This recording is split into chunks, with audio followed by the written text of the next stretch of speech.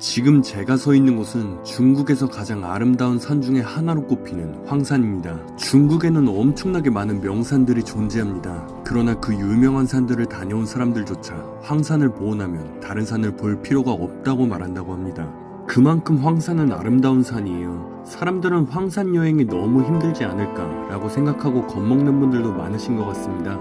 그런데 제가 한번 직접 다녀와 보니까 60대 이상의 어르신 분들도 조금은 힘들지만 그래도 다들 만족하면서 잘 다녀오셨습니다. 그러면 그 아름다운 황산 여행 저와 같이 떠나보실까요? 안녕하세요, 느린걸음입니다. 저는 이번에 모두 투어 패키지 여행으로 130만원에 3박 4일 중국 황산 여행을 다녀왔습니다. 황산 패키지 여행이 대부분 비슷비슷하니 아마 제 영상을 보시면 다들 어떤 식으로 구성되어 있는지 알게 되실 겁니다. 저 같은 경우는 부모님과 여행을 많이 다니다 보니까 패키지 여행을 1년에 한 번 이상은 꼭 가고 있습니다. 그런데 이 패키지 여행이라는 게 저가 패키지를 선택하면 현지에 도착해서 가이드 팁과 선택 옵션 비용을 내야 되고 쇼핑이 3회 껴있는 경우가 많다 보니까 마지막 날은 불만족스럽더라고요. 그래서 이번에는 가격은 조금 나가더라도 제대로 된 패키지 여행을 해보자 라고 생각하며 모두 투어에 있는 모두 투어 시그니처를 여행 코스로 잡았습니다. 가이드 팁이나 선택 옵션 비용은 따로 없었고 쇼핑은 딱 한 번 있었는데 적절하게 내용이 구성되어 있더라고요. 저는 25년 10월 8일 황금 연휴 기간에 맞춰서 130만원 정도로 예약했는데 날짜를 잘 잡으면 100만원 정도로도 가능해 보입니다. 명절 연휴니까 저는 30만원 정도 비싸게 예약한 건 어쩔 수 없었던 부분입니다. 황산은 아직까지 직항항공편이 없습니다. 그러나 저 같은 패키지 여행객 같은 경우는 여행사에서 고객들을 모집한 후에 황산 툰시공항으로 가는 전세기를 잡습니다. 비행기에 타고 있는 손님이 한 190명 정도 되는데 이들이 모두가 여행사의 상품을 구매한 패키지 여행객들인 거죠.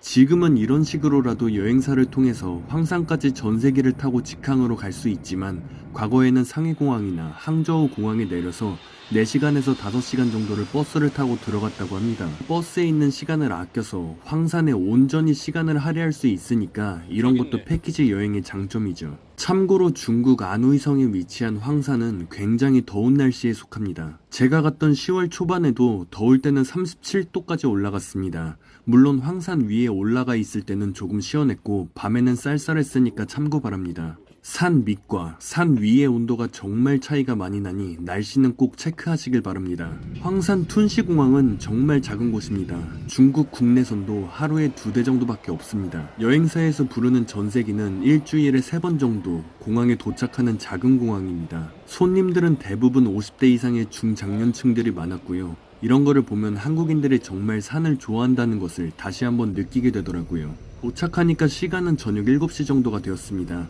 여기서 가이드를 만나고 바로 저녁을 먹으러 갔습니다.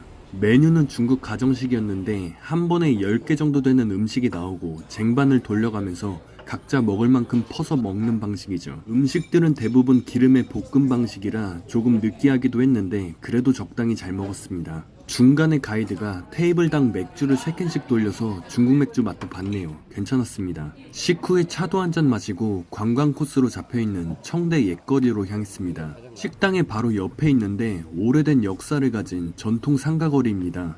한국으로 치면 인사동과 비슷한 분위기인데 저녁에 등이 켜지면 붉은 빛과 전통 건축물이 어우러진 야경이 정말 아름다운 곳입니다. 현지인들도 저녁에 산책 코스로 많이 찾고 여행자들은 황산에서 내려온 뒤에 하루를 마무리하는 곳으로 이곳을 방문한다고 하네요.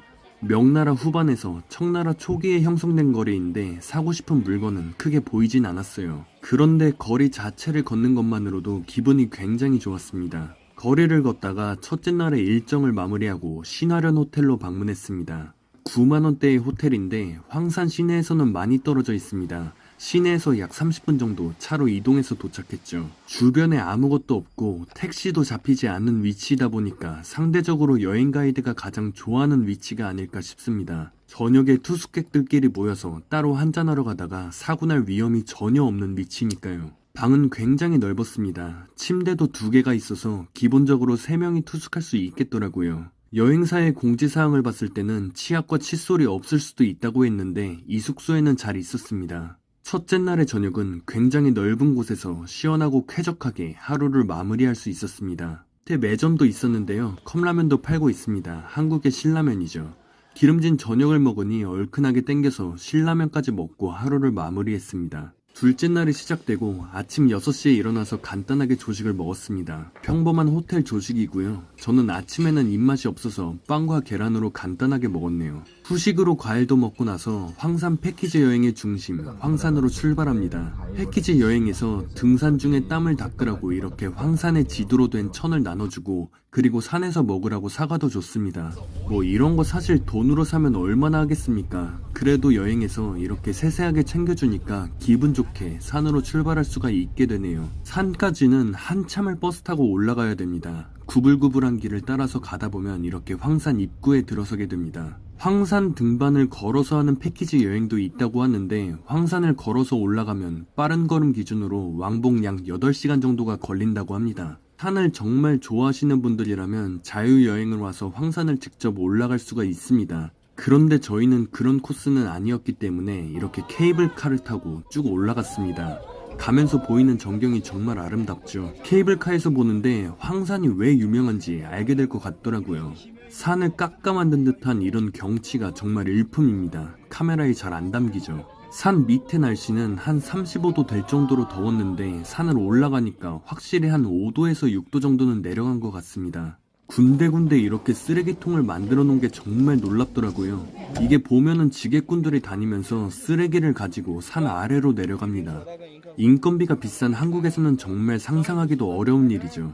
중간중간엔 경사가 엄청나게 가파른 계단과 언덕을 내려가기도 하는데 관절이 안 좋으신 분들은 조금은 주의를 해야겠습니다.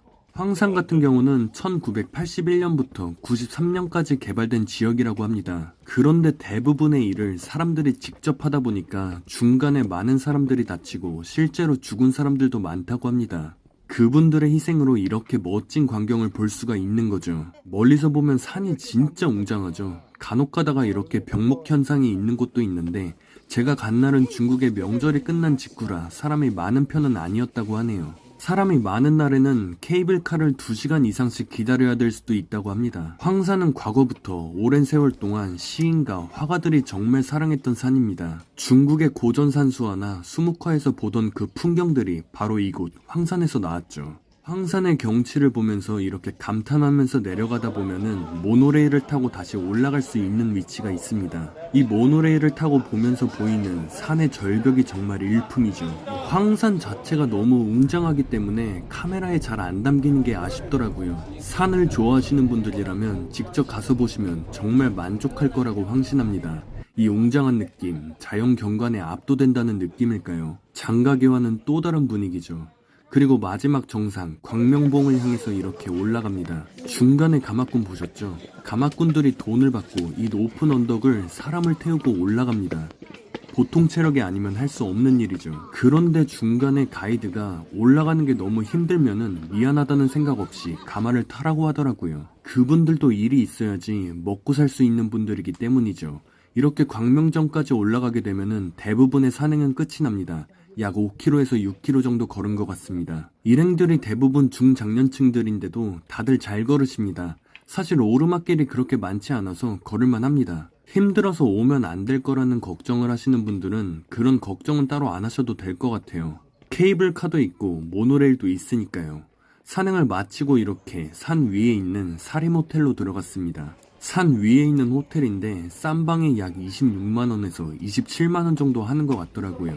방은 좁은 편이었는데 침대는 2개가 놓여 있었습니다. 약간 눅눅한 것 같기도 한데 이 1800m의 고도에서 이 정도 호텔이면은 정말 사치죠, 사치. 산 위에 있는 호텔치고는 굉장히 만족스럽습니다. 아무래도 산 위에 있어서 춥다 보니까 에어컨은 없었습니다. 작은 전기난로만 하나 있었고요. 밑에는 35도라 더워 죽겠는데 산 위에 오니까 추워서 전기난로를 틀어놓고 잠을 잤던 기억이 있습니다. 체크인을 하고 일몰을 보러 바로 시신봉이라는 곳에 올라갔습니다.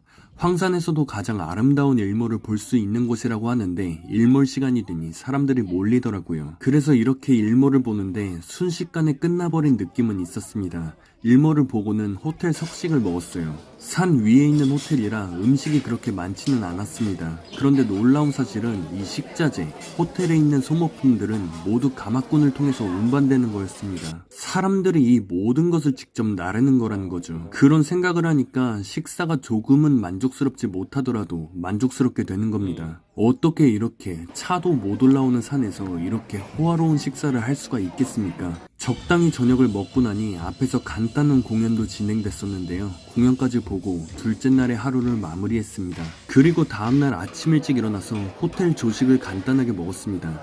역시 산 위에서 하는 식사답게 산 밑 호텔 조식에 비해서는 조금 부실하게 느껴질 수도 있죠. 그런데 이 모든 것들이 사람들이 짐을 메고 올라온 거라 생각하면 그래도 퀄리티가 나쁘지 않다는 생각이 들 겁니다. 이 짐들을 모두 사람들이 직접 들고 올라왔다는 게 믿겨지시나요? 저는 아직도 안 믿겨집니다. 정말 중국의 인력 활용은 대단하다는 생각이 느껴집니다. 이렇게 황산 위의 가마꾼, 짐꾼들은 기본적으로 너무 힘든 일을 하기 때문에 평균적으로 수명이 70세를 못 넘는 경우가 굉장히 많다고 합니다. 아침 식사를 마치고는 황산에서 내려옵니다. 내려오는 길에는 다시 케이블카를 타고 돌아오게 되고요. 지금부터는 황산 여행의 피크인 황산이 끝났기 때문에 다소 루즈해질 수도 있습니다. 여행의 메인 코스가 끝났기 때문이죠. 일어나자마자 내려가는 길 마지막까지 장관을 마주하게 됩니다. 저는 옛날에 중국 화가, 조선 화가들이 왜 이렇게 산을 웅장하게 그렸는지 이 황산을 보니까 이해가 되더라고요. 그리고 이제 산 아래로 내려오게 되면 다시 더워지기 시작합니다. 이때도 날씨가 35도는 넘었던 것 같아요. 10월 초에 한국은 이미 시원했는데 아직까지 이 황산 지역은 산 아래로 내려오게 되면 엄청나게 덥더라고요. 그리고 방문한 곳은 바로 휘주 고성입니다. 중간중간 이렇게 그늘에 엄청나게 많은 어르신들이 모여 있었습니다. 마치 마을회관 같은 느낌이죠. 이 황산 지역이 옛날에는 휘주라고 불렸는데 그래서 휘주고성이라는 단어의 어원이 되었다고 합니다. 이 성은 과거의 명나라, 청나라 때 각국의 부유한 상인들이 모이면서 점차 발전하기 시작했다고 하네요. 다들 포청천이라고 아시죠? 중국에서 공정하고 청렴한 판관의 상징으로 여겨지는 포청천을 기리는 관사가 세워져 있습니다. 이곳에서 죄인들을 벌하고 무고한 사람들을 풀어주는 판결을 진행했다고 하는데요. 판결관이 저기에 있는 저 빨간 막대기를 던지면 죄인은 사형되었다고 하네요. 중간중간에 이렇게 기념품 샵도 있는데요. 여기서는 벼루를 판매했는데 비싼 거는 1000만원가량까지 한다고 하네요. 이렇게 휘주 고성까지 둘러보고 나니까 어느덧 식사할 시간이 됐습니다. 확실히 황산 관광을 끝내고 나니까 모든 일정은 대체적으로 여유롭게 이뤄졌습니다. 황산 패키지 여행이 사실 2박 3일로도 할 수 있을 것 같은데 그렇게 하면은 약간 빠듯할 것 같다는 생각이요. 식사를 간단하게 현지식으로 마치고 휘주 가무쇼를 보러 갔습니다. 이 황산 지역이 옛날부터 남자들은 돈을 벌러 타지로 갔고 여성들은 남편 없이 생활을 하는 게 일상적이었다고 합니다.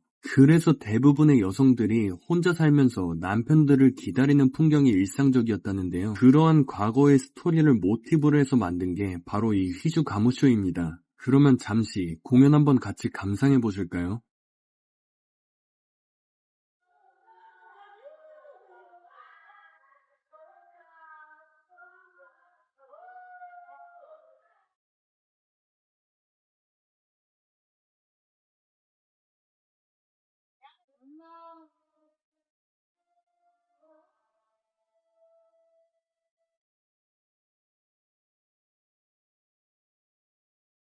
잘 보셨죠? 이렇게 공연이 약 1시간 정도 진행이 됩니다.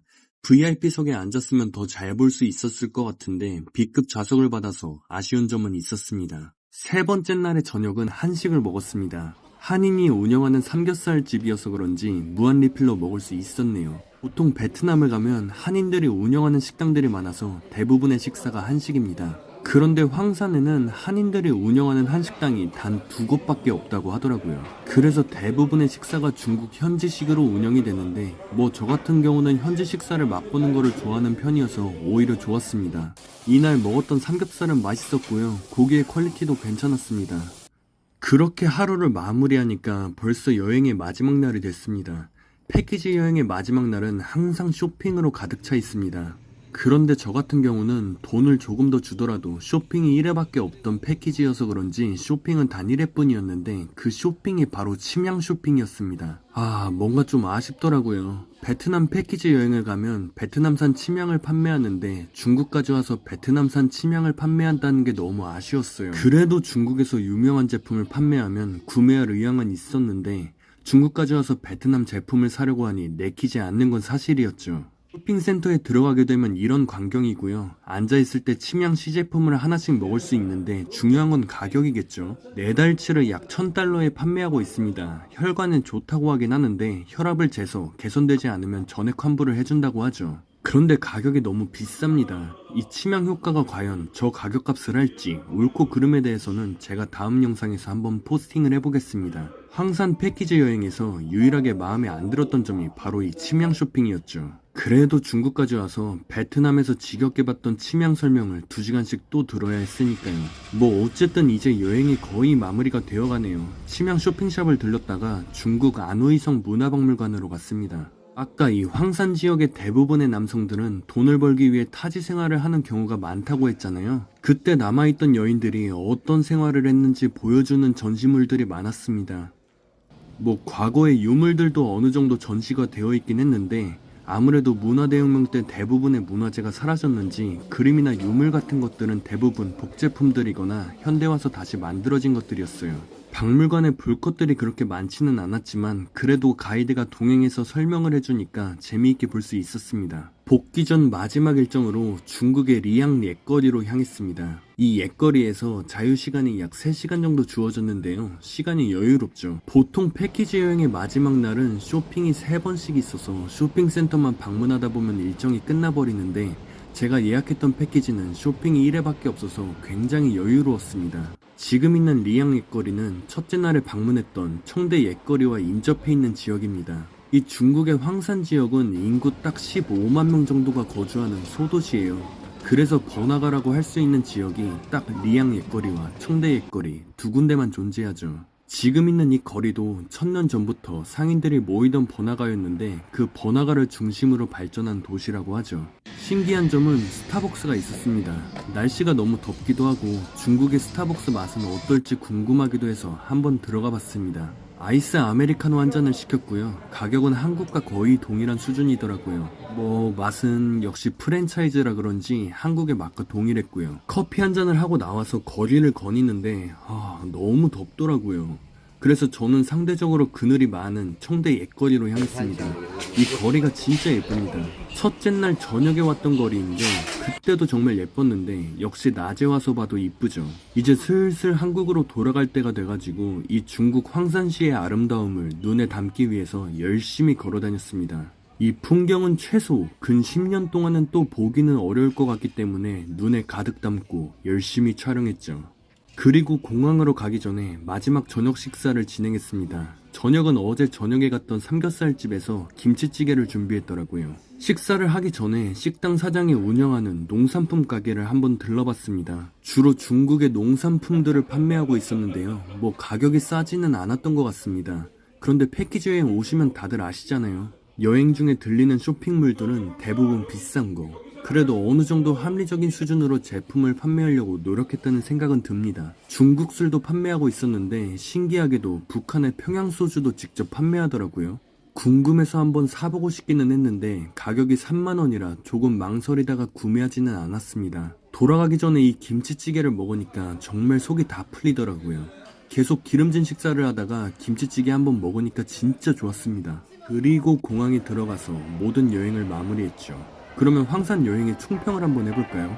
일단 좋았던 점들은 한 120만원 정도의 이 황산 패키지 여행을 예약하게 되면 가격은 합리적일 것 같다는 생각은 듭니다. 호텔 비용만 대략적으로 생각해봐도 산 위에서 숙박하는 게 워낙 비싸기 때문에 숙소값만 45만원 정도는 들 것 같았습니다. 거기에 전세기 비행기 값에 버스 대절 비용, 식사, 가이드 월급까지 생각하면 그렇게까지 마진을 많이 붙이지는 않은 것 같더라고요. 쇼핑도 1회뿐이었고요.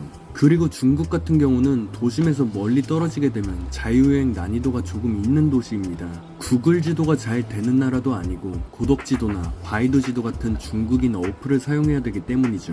거기에 영어도 잘 통하는 나라가 아니기 때문에 현지에서 고생하지 말고 패키지를 가도 괜찮을 것 같다는 생각도 들었습니다. 편리하기 때문이죠. 물론 젊으신 분들은 자유여행이 훨씬 좋죠. 젊으신 분들은 현지에서 헤매고 고생하는 것도 다 나중에 추억이 될 수도 있으니까요. 세 번째로 패키지로 황산을 가게 되면 황산에만 온전하게 시간을 할애할 수 있습니다. 자유여행객들은 황산을 직항으로 가는 게 굉장히 힘듭니다. 전세 직항기 같은 경우에는 여행사에서 예약을 하기 때문에 여행사를 거치지 않으면 주로 항저우나 상해로 가서 버스를 타고 4시간에서 5시간 정도 들어가야 되기 때문이죠. 그렇게 되면은 버스에 있는 시간이 너무 많아서 황산에 집중할 수 있는 시간이 적어져서 또 힘들 겁니다. 그래서 황산에 온전히 시간을 할애하고 싶은 분들은 자유여행 가서 고생하지 않고 이렇게 패키지 상품을 구매하는 것도 괜찮을 겁니다. 무엇보다 황산 자체가 너무 이뻤습니다. 엄청나게 장엄한 광경을 눈앞에서 보는데 인생을 살면서 한 번쯤은 보면 너무 좋을 거라는 생각이 들었죠. 황산은 10월까지 덥다고 하네요. 아마 11월에 가면은 정말 좋은 날씨 속에서 산을 볼 수 있을 겁니다. 산 위에 올라가면 조금 추울 수도 있고요. 그래서 그런지 황산의 성수기는 11월이라고 하더라고요. 그런데 여행 중에 단일에 있는 쇼핑이 치명이었다는 거는 제가 좀 아쉬웠습니다. 베트남 패키지 여행에서 지겹게 볼 수 있는 치명을 중국에서 또 봐야 했으니까요. 게다가 가격은 4달치가 1000달러였죠. 너무 비싸요, 너무 비싸. 진짜 이거 너무 비싸요. 이거 외에는 대체적으로 만족스러웠습니다. 황산 여행 힘들어 보이는데 제가 산을 걸어 올라가 보니까 생각보다 힘들지 않았습니다. 부모님과 함께 여행을 다녀온 제 입장에서는 대부분 만족스러웠고요. 나이 많은 어르신분들도 모두 잘 걸어 다녔으니까 힘들까 걱정은 안 하셔도 될 것 같습니다. 어르신들끼리 가셔도 좋을 것 같고요. 부모님과 함께 여행을 가도 좋을 것 같습니다. 다들 이번 가을 여행으로 황산 어떠실까요? 추천드립니다.